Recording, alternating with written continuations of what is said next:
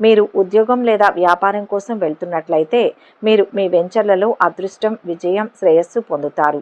సమీప భవిష్యత్తులో లక్ష్మీదేవి మీ జీవితంలో ఐశ్వర్యం, శ్రేయస్సును అనుగ్రహించబోతుందనడానికి ఇది సంకేతం. కుటుంబంలో మార్పులు.